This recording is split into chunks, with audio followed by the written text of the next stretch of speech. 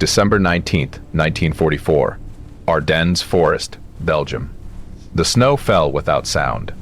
In a stone farmhouse serving as a forward headquarters near the village of La Roche, German staff officers leaned over captured maps lit by a single field lamp.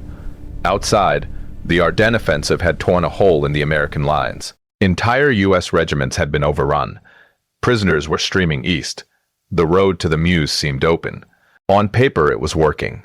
Reports from camp group commanders described shattered American divisions, broken formations, scattered units, supply depots in flames. By every calculation learned since 1939, this was the moment an enemy army began to collapse. Destroy the divisions, dislocate the command, sever supply. The structure should fall. But by the fourth day, reconnaissance aircraft began reporting something unexpected. Columns moving west. Fresh artillery. New tank destroyer battalions. Entire divisions that had not been identified in the sector 72 hours earlier. In Berlin, senior officers at the Oberkommando des Heeres began studying the numbers.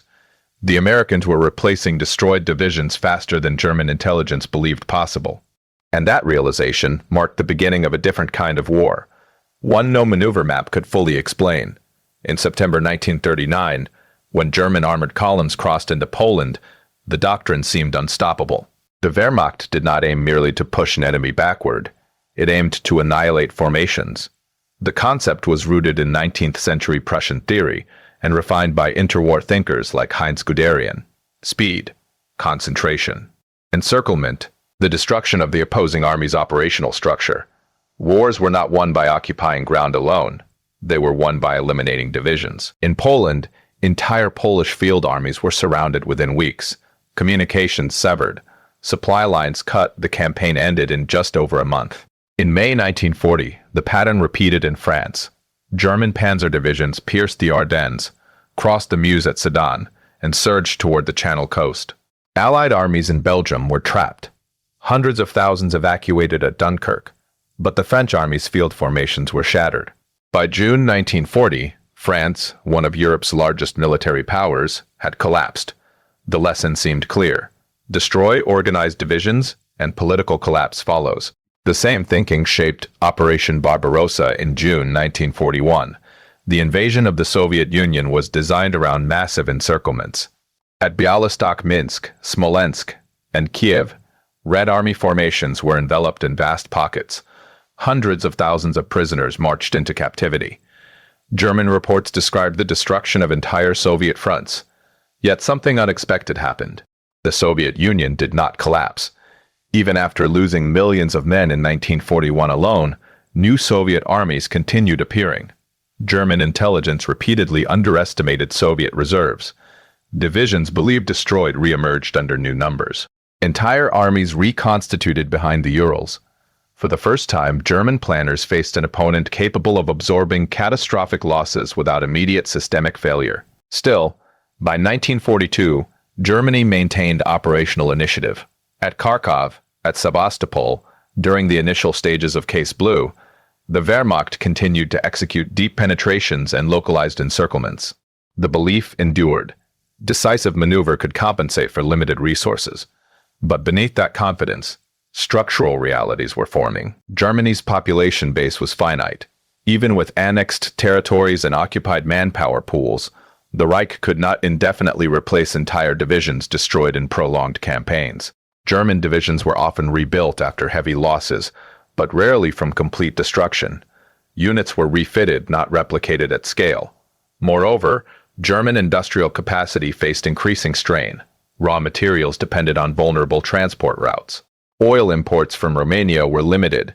Synthetic fuel plants became targets. The Luftwaffe required aircraft production that strained aluminum supplies. Tank production, though technically advanced, never achieved the mass output of future Allied levels. The German system was optimized for rapid campaigns. It was not designed for attritional endurance against an industrial superpower. In 1941 and 1942, the United States was still mobilizing. American forces had not yet fully entered continental combat. To many German planners, the United States appeared geographically distant and politically hesitant. German naval strategy focused on U-boats in the Atlantic, seeking to sever supply lines before American strength could manifest in Europe. Yet the underlying assumption remained consistent. Even if America intervened, divisions destroyed in Europe would require months, perhaps years, to replace and redeploy across the Atlantic. It was a reasonable assumption, based on European experience. What German commanders did not yet fully grasp was that the United States would fight the war not only with armies, but with a synchronized industrial and manpower system designed from the outset for continuous regeneration. By late 1942, as German forces struggled at Stalingrad and faced mounting Allied pressure in North Africa, the strategic equation was beginning to shift. The destruction of divisions no longer guaranteed strategic collapse. And in Washington, decisions made before Pearl Harbor were already laying the foundation for something Germany had never before encountered. September 16, 1940. More than a year before the United States entered the war, President Franklin D. Roosevelt signed the Selective Training and Service Act into law. It was the first peacetime draft in American history. At that moment, the U.S. Army ranked 17th in the world in size, smaller than Portugal's. Its divisions were under strength, its officer corps limited. But the legislation signaled something decisive. Mobilization would not wait for catastrophe. When Pearl Harbor was attacked on December 7, 1941, the machinery was already turning. The United States did not simply begin recruiting. It began structuring mass expansion through systems. The War Department reorganized the Army into three primary commands: Army Ground Forces, Army Air Forces, and Services of Supply. Each had a distinct function. The goal was clarity of output. Combat power would be produced, trained, transported, and sustained as an integrated process. Replacement training centers were established across the country. Infantry replacements trained separately from divisions, cycling through standardized programs before being assigned where needed. The model differed from the German approach, where divisions often trained as organic units and suffered collectively when destroyed. American divisions were modular. If one was shattered, its personnel could be redistributed, replenished from trained replacement pools, or a new formation could be activated from reserve cadres. Behind this manpower structure stood industrial capacity unprecedented in modern warfare. In 1940, the United States began converting civilian industry to military production. Automobile factories retooled to build tanks and trucks. Shipyards expanded along the East and Gulf coasts. The War Production Board, established in January 1942, coordinated materials allocation at a national level. The results were staggering. Between 1941 and 1945, the United States produced nearly 300,000 aircraft, over 88,000 tanks, more than 2 million military trucks. Liberty ships rolled from shipyards in weeks rather than months, sustaining the Atlantic supply chain. This was not simply output. It was throughput. Equipment did not accumulate in depots. It moved. The Atlantic convoy system, reinforced by new escort carriers and improved anti-submarine tactics, gradually reduced U-boat effectiveness. Shipping losses, severe in early 1942. Simultaneously, American troop transport accelerated. By late 1942, Operation Torch placed U.S. forces in North Africa. In 1943, American divisions landed in Sicily and Italy. Each deployment tested the logistical pipeline and refined it. The U.S. Army's division structure also reflected industrial logic. Standardized tables of organization and equipment allowed for predictable resource allocation. A damaged artillery battalion could be re-equipped from stock. A depleted rifle company could receive replacements trained to identical doctrine. There were limits. Replacement distribution often created cohesion challenges at the front. Veterans sometimes resented inexperienced newcomers, but the flow never stopped. In contrast to Germany, which increasingly merged weakened divisions or redesignated shattered units, the United States activated new divisions through 1944. By D-Day in June 1944, the U.S. Army had trained and deployed dozens of divisions across multiple theaters: Europe, the Mediterranean, and the Pacific. The American war economy was designed for attrition. Factories did not assume quick victory. They assumed prolonged engagement. By 1943, the United States was outproducing Germany in aircraft, ships, and motor vehicles by wide margins. Even as Germany intensified armaments under Albert Speer, Allied bombing and resource shortages limited sustainable growth. The strategic consequence became clear during the build-up for Operation Overlord. In the months preceding June 6, 1944, the United States transported over 1 million troops to Britain. Supplies accumulated in vast depots. Artificial harbors were constructed. Landing craft were stockpiled in numbers that dwarfed previous amphibious operations. To German intelligence, the scale was troubling, but still abstract.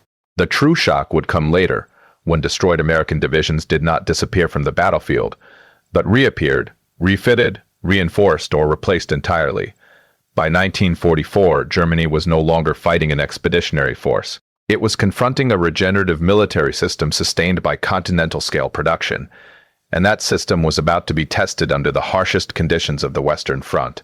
In Normandy, June 1944, American infantry divisions suffered heavy casualties. The 1st Infantry Division at Omaha Beach, the 29th Infantry Division in the Hedgerows, the 4th Infantry Division inland from Utah. Losses were real. Companies were reduced by half within weeks. In the German system, such attrition often required pulling a division off the line for extended refitting, if reserves were available at all. By 1944, Germany rarely had that luxury.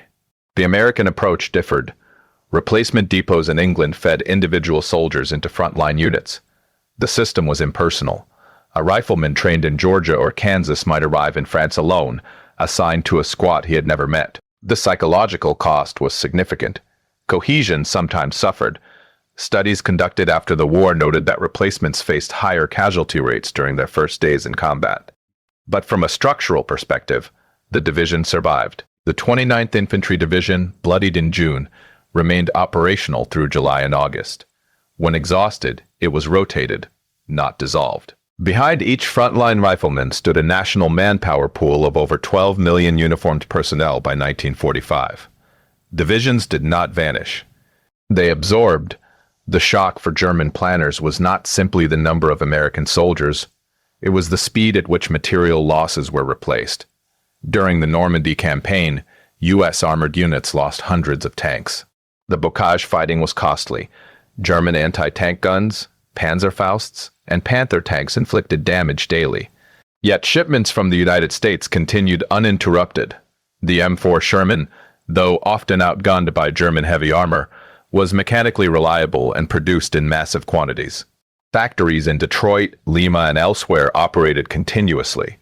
Replacement vehicles arrived through ports in Cherbourg and later Antwerp. Aircraft losses followed a similar pattern. The 8th Air Force sustained heavy casualties over Germany in 1943 and early 1944. Schweinfurt, Regensburg, Berlin. Bombers fell in significant numbers. Production compensated. By late 1944, American air superiority over Western Europe was overwhelming. German pilots increasingly faced experienced formations, supported by abundant spare parts and fuel. This industrial redundancy translated directly into operational resilience. When equipment was destroyed, the question was not whether it could be replaced, but how quickly it could be delivered. Even mass production would have meant little without movement. After D-Day, Allied forces rapidly outran their initial supply lines. The breakout from Normandy in July 1944 accelerated the advance across France. Fuel shortages became acute. Truck columns stretched for miles. The response was systematic. The Red Ball Express, organized in August 1944, operated nearly continuously. Thousands of African-American drivers transported fuel, ammunition, and rations from Normandy depots to advancing units near the German border. Convoy discipline, scheduled runs, prioritized cargo. Simultaneously, ports were repaired and reopened. When Antwerp was captured in September 1944, its facilities eventually became critical to sustaining Allied operations deep into Europe. German intelligence observed this expansion with increasing concern. Blitzkrieg had relied on mobility. Now the Americans were matching mobility with sustained supply. Divisions that suffered heavy losses in France did not remain crippled for long. Fresh trucks, replacement artillery tubes, new communications equipment. The flow was constant. And as autumn turned to winter in 1944, German commanders would test whether this regenerative system could endure under concentrated counterattack. The answer would emerge in the forests of the Ardennes. By late 1944, German commanders were no longer measuring American strength by the number of divisions in contact. They were measuring something harder to quantify: capacity. Inside the Oberkommando der Wehrmacht, OKW, intelligence summaries in mid-1944 began reflecting a troubling trend. After the Normandy landings on June 6th, American divisions that had suffered severe losses did not disappear from the order of battle. They remained. The 90th Infantry Division, heavily engaged in the hedgerows, was reported weakened in July. By August, it was again advancing during Operation Cobra. The 2nd Armored Division endured fierce resistance in France, yet continued its drive eastward. German staff officers had expected operational pauses after heavy attrition. Instead, American formations absorbed punishment and resumed movement. Field Marshal Gerd von Rundstedt and later Field Marshal Walter Model understood what this implied. Germany could still win tactical engagements. It could still inflict severe casualties. But the strategic effect was diminishing. Captured documents revealed American manpower pools that dwarfed German reserves. Reports estimated that over 1 million U.S. troops were already in the European theater by mid-1944, with more arriving monthly. For Germany, each destroyed battalion was increasingly irreplaceable. For the United States, a destroyed battalion triggered a logistical response. This imbalance was becoming visible on every map table in Berlin. Normandy provided the first sustained demonstration. From June through August 1944, U.S. forces suffered over 125,000 casualties in the campaign. Entire infantry regiments were reduced to fractions of their authorized strength. Yet, instead of collapsing, the American front expanded. Operation Cobra in late July shattered German defensive cohesion. Within weeks, Allied forces liberated Paris. By September, they stood at the German frontier. The pattern repeated in the Hurtgen Forest, a brutal campaign from September 1944 to February 1945. American divisions endured heavy losses in difficult terrain against prepared German defenses. Still, units rotated, reinforcements arrived, artillery ammunition stocks were replenished. The Battle of the Bulge in December 1944 became the ultimate test. Germany launched its largest offensive in the West. The goal was to split Allied armies, capture Antwerp, and force a negotiated peace. Initial success was real. American divisions such as the 106th Infantry Division suffered catastrophic losses. Thousands were captured. Frontlines buckled, but within days, additional U.S. divisions were rerouted from quiet sectors. The 82nd and 101st Airborne Divisions moved rapidly into the line. Armored units redeployed. Artillery concentrations intensified. German commanders expected operational paralysis. Instead, they encountered rapid reconstitution. The offensive stalled. War, at its highest level, becomes arithmetic.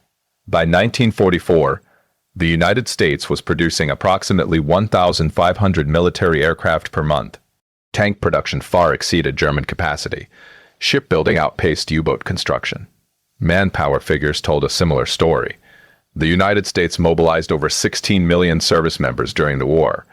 Germany, already strained by losses on the Eastern Front, faced severe demographic limitations. When a German division was destroyed in the East or West, rebuilding it required drawing from increasingly young or inadequately trained recruits.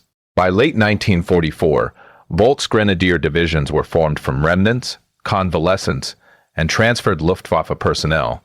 American divisions, though strained by combat fatigue and replacement integration challenges, retained structural integrity. The imbalance was not only material, it was temporal. Germany needed decisive victories to compensate for limited regeneration capacity. The United States needed only to continue. And as winter deepened across Europe in early 1945, that equation approached its inevitable conclusion. Not in a single dramatic collapse, but in a sustained turning point where endurance overwhelmed maneuver. December 16, 1944. 5:30 hours. German artillery opened fire along an 80-mile front through the Ardennes. Over 1,600 guns shattered the frozen silence. Shells struck American positions from Monschau to Echternach. Telephone lines were severed. Forward observation posts disappeared in smoke. Operation Wacht am Rhein had begun. The German objective was strategic shock. Break through thinly held American sectors. Cross the Meuse River. Capture Antwerp. Divide the British and American armies. Force political fracture. Initial results were dramatic. The 106th Infantry Division, newly arrived and positioned along the Schnee Eifel, was struck by concentrated assault. Two of its regiments were encircled. More than 6,000 American soldiers were captured in one of the largest single surrenders of U.S. forces in the European theater. German armored spearheads advanced rapidly. Kampfgruppe Piper pushed west, capturing fuel depots and attempting to maintain momentum toward the Meuse. On German situation maps, a bulge formed in the Allied line. This was the decisive rupture German commanders had been seeking since Normandy. Yet within 48 hours, the American response revealed something unexpected. Supreme Headquarters Allied Expeditionary Force, SHEF, immediately began rerouting divisions. Units previously engaged in quiet sectors were ordered south. Road networks filled with movement, artillery columns, tank destroyer battalions, engineer units.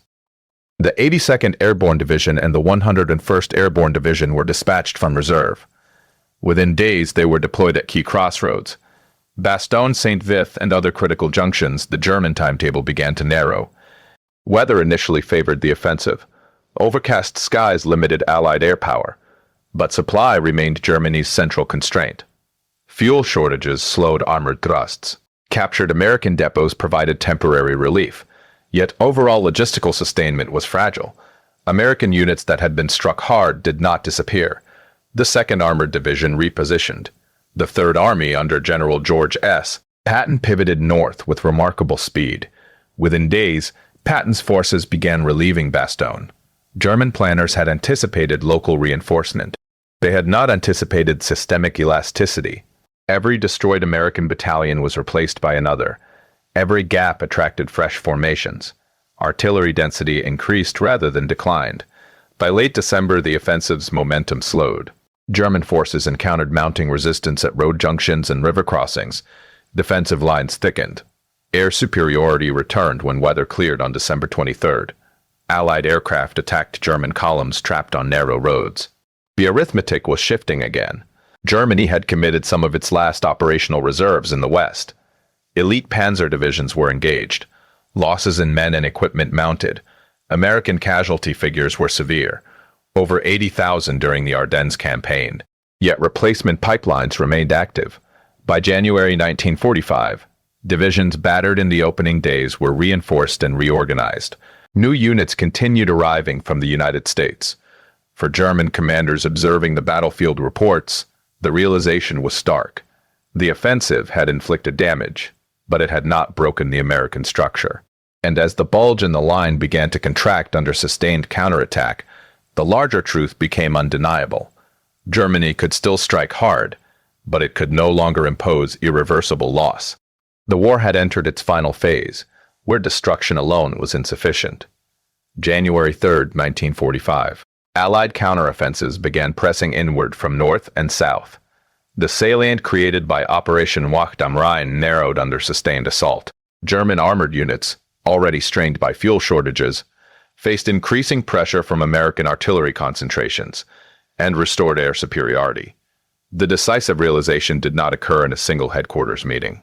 It emerged gradually through casualty reports, supply summaries, and comparative strength tables. By mid-January, the German High Command understood that the Ardennes offensive had failed to achieve strategic rupture. Instead, it had consumed irreplaceable resources. Panzer divisions, such as the 2nd SS Panzer Division and Panzer Lehr Division, suffered severe equipment losses. Tank numbers declined faster than they could be rebuilt. Replacement crews lacked experience. Fuel allocations were increasingly restricted. Across the lines, American divisions that had absorbed heavy losses were reconstituting. Replacement drafts flowed into Europe in January and February 1945.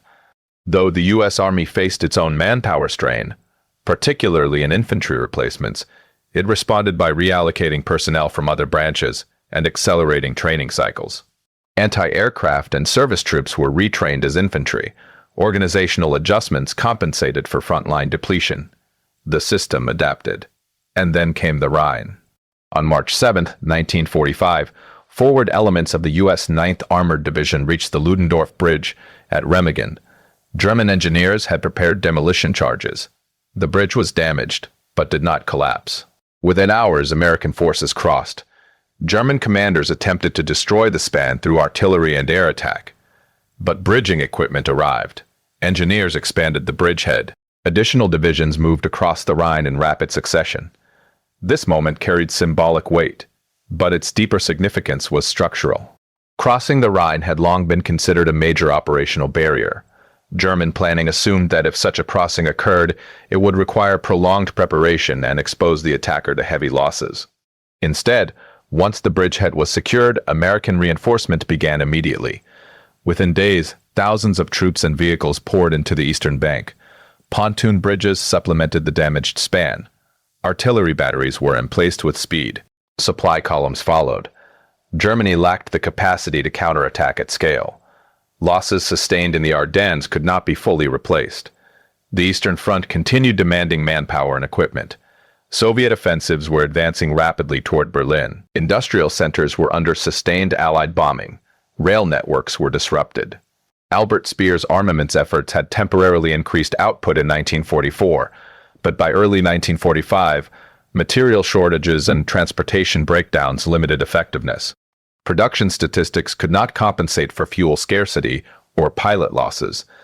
Meanwhile, American industrial throughput remained intact. Ports on the Atlantic coast functioned. The logistical chain, from factory floor to frontline battery, remained active. German commanders reviewing strength comparisons in March 1945 faced a sobering calculation. American divisions destroyed in 1944 had been replaced. German divisions destroyed in 1944 were often merged, renamed, or dissolved. The asymmetry was no longer tactical. It was existential. By late March, Allied forces launched Operation Plunder, crossing the Rhine at multiple points. The Western Front began to unravel.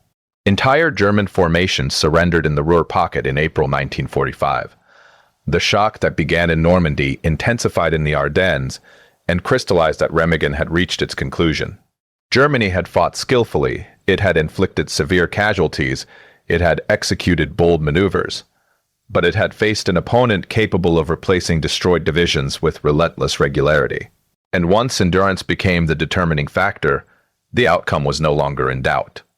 April 1945. The Western Front no longer resembled a continuous defensive line. It resembled fragmentation. After the Rhine crossings, American and British forces advanced rapidly into western Germany. Armored columns moved through the Ruhr industrial region. Infantry divisions secured towns and road networks with accelerating tempo. The Ruhr pocket, formed in early April, encircled approximately 300,000 German troops. It was one of the largest encirclements of the war in the West, but this time Germany stood inside the pocket. Unlike earlier German encirclements of 1939 or 1940, there was no prospect of breakout. Fuel was scarce, ammunition limited, communications disrupted, air superiority was absolute. Within weeks, organized resistance in the Ruhr collapsed. Field Marshal Walter Model, commanding Army Group B, dissolved his headquarters and later took his own life rather than surrender. Across the collapsing front, German divisions existed largely on paper. Volksgrenadier units, formed in late 1944 to compensate for manpower shortages, often contained a mix of young conscripts, older men, and transferred personnel from the Luftwaffe or Kriegsmarine. Equipment was inconsistent, training uneven. By contrast, American divisions advancing through Germany maintained operational structure. Casualties were still sustained.